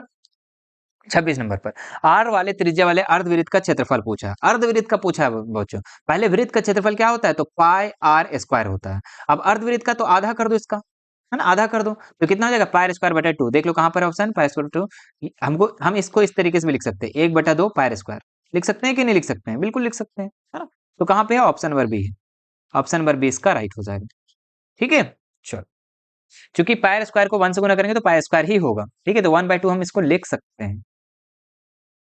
देखो यहाँ पे दिया हुआ है त्रिज्या आर वाले वृत्त के उस त्रिज्या खंड का क्षेत्रफल जिसका कोण पी डिग्री है, निम्न में है। ठीक है, तो त्रिज्या खंड का क्षेत्रफल क्या होता है? त्रिज्या खंड का जो क्षेत्रफल होता है वो कितना होता है? थीटा बटा 360 पाई आर स्क्वायर। ठीक है, तो देख लो कहाँ कहाँ ऑप्शन है आपका। अगर हम ऊपर वाला में देखते हैं ऑप्शन नंबर ए में, तो अच्छा थीटा का मान की जगह हम क्या लिखेंगे? पी लिखेंगे। क्या लिखेंगे हम? पी बटा 360, चूंकि पी बोला है कि थीटा की जगह में आपको कितना लेना है? पी लेना है, पाई आर स्क्वायर। इतना मान अगर कोई भी ऑप्शन में आता है मेरे बच्चे तो वो आपका आंसर हो जाएगा। तो देखिए पहला वाला ऑप्शन में अगर देखें तो पी बटा 180 ये तो नहीं मैच कर रहा है। अगर काटेंगे तो और छोटा हो जाएगा, 90 दूनी पी बटा 90 पाई आर, ये कट गया, खत्म। इसमें पी बटा 180 पाई आर स्क्वायर ना, पी बटा 360 होना चाहिए, ये भी कट गया। ये पी बटा 360, हाँ ये सही है।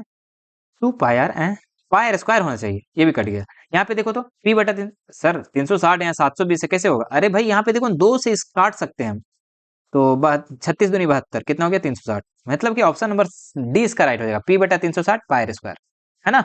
तो देखो तुरंत देख के कंफ्यूज नहीं होना कि कहीं नहीं है पी बटा 360 पाई आर स्क्वायर, एकदम गलत हो गया सब, एकदम ऑप्शन ही गलत दिया, ऐसा नहीं करना है। आपको देखना है वहां पे काट करके कि कौन सा इसका आंसर सही होगा। जैसे यहाँ पे पी बटा 720 था ना, और यहाँ 2 एक्स्ट्रा में दिया था, तो 2 को तो ये कटेगा ना 720 से भाई, कटेगा तो 360 बच गया, तो ये हमारा डी इसका राइट आंसर हो जाएगा। डी क्या हो जाएगा? राइट आंसर हो जाएगा, पी बटा 360 पाई आर स्क्वायर। चलो आगे बढ़ते हैं हम लोग नेक्स्ट सवाल पर। बस 2 सवाल और बचे हुए हैं, जल्दी जल्दी हम लोग कर लेते हैं। एक घनाभ की माप दी गई है 6, 8, 24, तो घनाभ का विकर्ण होगा। देखो मेरे बच्चे घनाभ, घनाभ का जो विकर्ण होता है वो कितना होता है?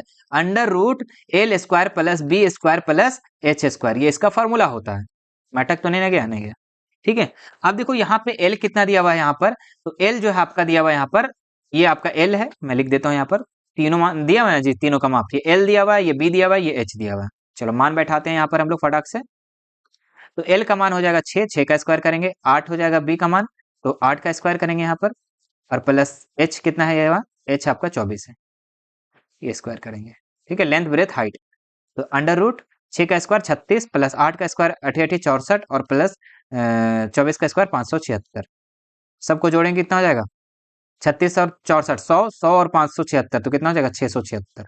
और 676 किसका वर्गमूल अगर निकालते हैं बच्चों तो ये 26 का वर्गमूल निकल जाता है, 26 इसका वर्गमूल निकल जाता है। आप चेक कर सकते हैं 676 का जो है वर्गमूल जो है ये आपका कितना है? 26 है। या फिर ऐसे कर सकते हो ना, 26 को 26 से गुना करके देखो तो भी आपका कितना आ जाएगा? 26 को 26 से गुना करेंगे तो 676 आ जाएगा हमारा। ठीक है, चलिए तो यहाँ पर 26 इसका क्या हो जाएगा? राइट आंसर हो जाएगा। इस तरीके का सवाल और भी रहता है बच्चों। ठीक है, ध्यान देना। बोल देगा कि एक घर है और उसकी एक घर है और एक छड़ की लंबाई, ऊंचाई, चौड़ाई दी गई है, ठीक है, LBH दिया गया है, ठीक है, एक घर का। तो उसमें अधिकतम अधिकतम कितने छड़ रखे जा सकते हैं? एक घर की लंबाई, चौड़ाई, ऊंचाई दी गई है, अधिकतम अधिकतम लंबाई के कितने छड़, कौन से कितने लंबाई के छड़ रखे जा सकते हैं? तो उसमें भी आपको विकर्ण निकालना होगा, क्योंकि आपको पता है घर जो होता है ना चरखुटुआ होता है, और आप अगर अधिकतम अगर कोई भी ये क्या बोलते हैं उसको, छड़ को रखना चाहोगे तो तिरछा रखोगे, तिरछा रखोगे तो क्या निकालना पड़ेगा आपको? घनाभ का विकर्ण निकालना होगा। तो यही फॉर्मूला उस समय यूज होगा। सवाल आया है इसीलिए मैं बता दिया हूँ। अगला सवाल देखते हैं हम लोग, क्या है 29 नंबर, कि वर्ग अंतराल तथा संचयी बारंबारता के बीच खींचे गए आलेख को क्या कहते हैं? तो उसको हम लोग तोरण कहते हैं। क्या कहते हैं मेरे बच्चे? तोरण कहते हैं। ऑप्शन नंबर डी इसका राइट हो जाएगा। ऑप्शन नंबर डी इसका बिल्कुल राइट हो जाएगा। ठीक है, चल आगे देखते हैं नेक्स्ट सवाल, जो कि 30 नंबर सवाल है और ये लास्ट सवाल है मेरे बच्चों। क्या दिया है? पीई 0.05। तो पीई नहीं की प्रायिकता क्या होगा? एकदम अबर ही जब हम प्रायिकता जब पढ़ा रहे थे एप्लीकेशन पे, मेरे बच्चे बता देता हूँ कि एप्लीकेशन में नहीं ज्वाइन है तो ज्वाइन कर लो, बहुत ज्यादा फायदा आपको मिलेगा, बहुत ज्यादा फायदा मिलेगा वहां पर आप लोगों को। ठीक है, एप्लीकेशन का नाम क्या है? मिशन 2 वाले सर। मैं एक बार फिर से रिमाइंड करवा देता हूँ, ठीक है, मिशन 2 वाले सर। जैसे ही आपका वीडियो खत्म होगा वैसे ही आप लोग ये एप्लीकेशन को डाउनलोड कर लेंगे, ठीक है, जाके प्ले स्टोर में जाके सर्च कर लेना, प्ले स्टोर में जाके सर्च कर लेना, ये एप्लीकेशन डाउनलोड कर लेंगे। जो भी दिक्कत होगा बच्चों, जो भी एक्सरसाइज में दिक्कत होगा, जहां भी दिक्कत होगा, आप वहां पे जाकर के एनरोल करके देख सकते हैं। बहुत ही आसान है, और साथ ही साथ मैथ साइंस वहां पे बहुत अच्छे कोर्सेस हैं, आप ज्वाइन कर सकते हैं, फायदा ही फायदा होगा आपको, वहां नुकसान आपको नहीं देखने को मिलेगा। ठीक है, तो अब थोड़ा सा लगा लो, एफर्ट लगा लो और मेहनत कर लो मेरे बच्चे, आपको यहाँ पे भी तैयार करवाई जाए, वहां पे भी करवाई जाएगी। चलिए अगला सवाल यहाँ पे 30 नंबर है, इसको भी हम लोग देख लेते हैं। और हाँ, अगर हमसे आप जुड़ना चाहते हैं मेरे बच्चे, हमसे जुड़ना चाहते हैं तो आप हमसे जुड़ सकते हैं, हमारा जो है एप्लीकेशन से जुड़ सकते हैं, और साथ ही साथ आप हमारा ये क्या बोलते हैं उसको जी, अरे व्हाट्सएप चैनल से जुड़ सकते हैं भैया, इंस्टाग्राम से जुड़ सकते हैं भैया, सभी जगह से आप जुड़ सकते हैं, टेंशन काहे लेते हैं। चलो अगला सवाल देखते हैं हम लोग। पीई यानी कि प्रायिकता जो है आपका दे रखा है कितना? 0.05। और आपको हम एक फॉर्मूला बताए थे बच्चे, क्या बताए थे? कि पीई और पीई नहीं का बराबर क्या होता है? 1 होता है। तो हम क्या निकालना है? पीई नहीं, पीई नहीं, इसका फॉर्मूला क्या हो जाएगा? एक में से हम 0.05 को हम घटा देंगे, 0.05 को हम घटा देंगे, यही हमारा होता है इसका आंसर। ठीक है, एक में से हम क्या करेंगे? देखो, पीई का मतलब होने की प्रायिकता, और पीई नहीं मतलब नहीं होने की प्रायिकता, नहीं होने की।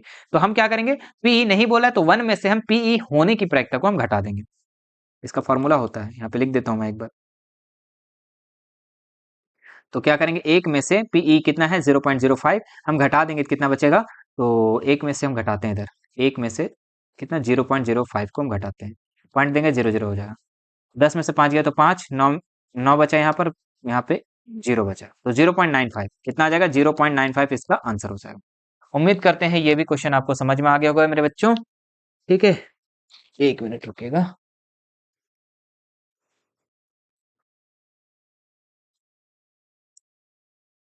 हाँ, तो ये आपका क्या हो गया यहाँ पर?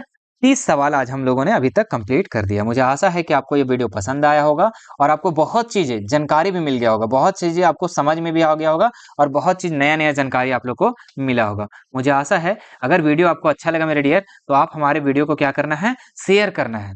कम से कम शेयर ज्यादा से ज्यादा करो मेरे बच्चे, जितना ज्यादा ज्यादा शेयर करोगे आप लोग, ठीक है, मैं यहाँ पे लिख देता हूँ, कम से कम वीडियो को क्या करो ना, शेयर करो ज्यादा से ज्यादा।